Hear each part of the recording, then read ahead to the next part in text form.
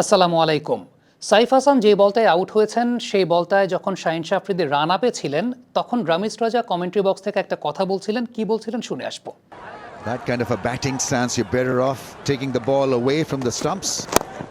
Just like that, and it's worked perfectly. তিনি যে কথাটা ইংরেজিতে বলছিলেন তার বঙ্গানুবাদ তারায় কোনো ব্যাটার যখন এইরকম টেকনিকে ব্যাটিং করতে দাঁড়ান তখন বোলার তার জন্য বল বাইরে বের করে নিয়ে যায় এবং তাকে ডিসিভ করার চেষ্টা করে। এই কথাটা রামিজ রাজা ইংরেজিতে বলেছেন।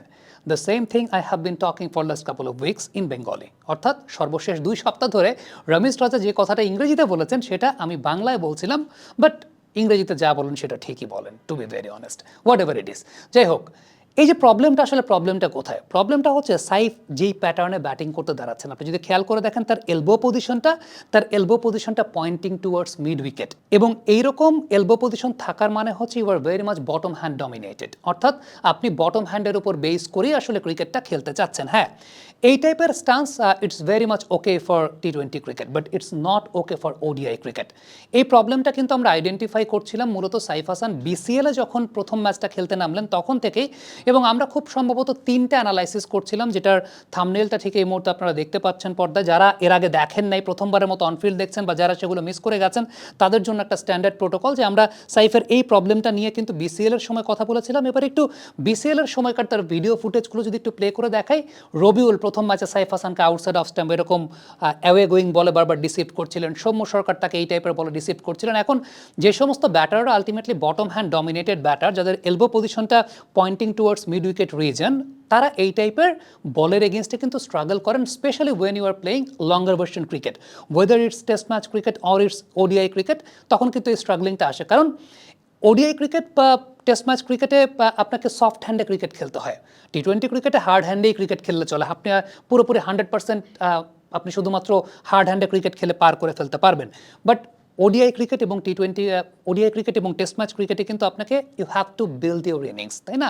আপনাকে you have to go deep, আপনাকে ইনিংসটাকে প্রোগ্রেস করতে হয়, then it's mandatory to play your shots with soft hands, তাই তো? এখন সাইফ হাসানের ক্ষেত্রে এই প্রবলেমটা কিন্তু আমরা এর আগে থেকে দেখতে পেয়েছি, এবং ফাইনাল ম্যাচে সাইফ রান পেয়েছেন, definitely credit goes to him, he executed that very well.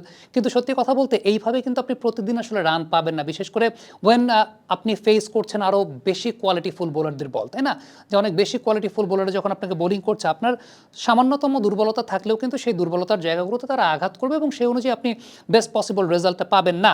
এখন সত্যি কথা বলতে সাইফ যখন এশিয়া কাপে ব্যাটিং করছিলেন, সাইফের এশিয়া কাপের ব্যাটিংয়ের সময় কিন্তু এইভাবে সাইফ ব্যাটিং করেন নাই।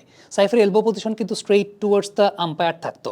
সাইফ যখন ব্যাটিং করতেন এত বেশি মাত্রায়, তিনি যে সময়টা সফল হয়েছেন, আমি যে সময়টার কথা বলছি যে এশিয়া কাপের সময়টা থেকেই তো তার সফলতার সময়টা সূত্রপাত, ওই সময়টা কিন্তু সাইফ এরকমভাবে এত বেশি বটম হ্যান্ড ডমিনেটেড ব্যাটিং করতেন না। তিনি কিন্তু টপ হ্যান্ড বটম হ্যান্ডের মধ্যে একটা সামঞ্জস্যতা রেখে ব্যাটিং করতেন। আপনি পর্দায় কম্প্যারিজনটা দেখতে পাচ্ছেন, এখন যেরকম তার এলবো পজিশনটা পয়েন্টিং টুয়ার্ডস মিড উইকেট থাকে, তখন কিন্তু তার এলবো পজিশনটা not pointing towards mid wicket, এটা কিন্তু মোটামুটি স্ট্রেটিশ জায়গাটাতে পয়েন্টিং টুয়ার্ডস আম্পায়ার।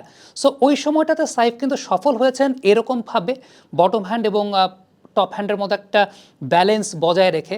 এখন আমার কাছে মনে হচ্ছিল যে এটা কি কোনো ধরনের বদ অভ্যাস ক্রিয়েট হয়েছে কিনা, যে সাইফ অনেক বেশি মাত্রায় বটম হ্যান্ডের উপর ডমিনেশন হয়ে যাচ্ছে বা ডিপেন্ডেন্সি হয়ে যাচ্ছে। বাবা, এত এনার্জি কই পাও? এই পাওয়ার চুমুকে অ্যাকশন। বাট না, পরবর্তী সময় আমার কাছে মনে হলো যে সাইফ ইচ্ছাকৃতভাবেই হয়তোবা তার টি-20 গেমটাকে আরও বেশি মাত্রায় প্রোগ্রেস করার জন্য তিনি এরকম বটম হ্যান্ডের উপর ডমিনেশন কাজটা তিনি শুরু করেছেন intentionally. But to be very honest, আপনি যদি এই বটম হ্যান্ডের প্রতি ডমিনেশনটা রাখেন, আপনি কিন্তু ওয়ানডে কিংবা টেস্ট ম্যাচ ক্রিকেট যদি খেলেন, বিশেষ করে ওয়ানডেটা তিনি এখন খেলছেন, তখন কিন্তু খুব বেশি আপনি সার্ভাইভ করতে পারছেন না বা পারবেন না বলেই আমার কাছে মনে হয়। ডেফিনেটলি কোনো একজন ব্যাটসম্যান যখন এই সমস্ত সীমাবদ্ধতাকে কাটিয়ে উঠেও তারপরও নিজের খেলাটাকে খেলতে পারেন, ডেফিনেটলি তখন আমরা তার প্রশংসাটাই করি। বাট এই মুহূর্তে আমার কাছে মনে হচ্ছে যে আপনি যখন আরও বেশি মাত্রায় কোয়ালিটিফুল বোলারদেরকে ফেস করতে যাবেন, আপনার এই যে বটম হ্যান্ডের যে ডমিনেশনের জায়গাটা বা বটম হ্যান্ডের উপর যে ডিপেন্ডেন্সির জায়গাটা, এটা কিন্তু আপনাকে অনেকাংশে ব্যাকফায়ার করবে ফর লঙ্গার ভার্সন ক্রিকেট, এবং 50 ওভার্স ক্রিকেট বা টেস্ট ম্যাচ ক্রিকেট যখন খেলবেন তখন কিন্তু এই প্রবলেমগুলো আরও বেশি মাত্রায় দৃশ্যমান হবে। আবারও বলি, সাইফের এখন যে আমরা এলবো পজিশনটা যেরকম দেখছি, তার কিন্তু এশিয়া কাপের সময়, অলদো ইট ওয়াজ টি-20 ক্রিকেট, তারপরও এশিয়া কাপের সময়ও কিন্তু তার এলবো পজিশনটা স্ট্রেইট পয়েন্টিং টুয়ার্ডস আম্পায়ার ছিল। এখন ডেফিনেটলি টি-20 ক্রিকেটের প্রোগ্রেসের জন্য you need to find alternate ways to score runs, এবং আপনাকে অবশ্যই অনেক বেশি মাত্রায় ওয়েজ খুঁজতে হবে to score runs, to score maximum according to your potential.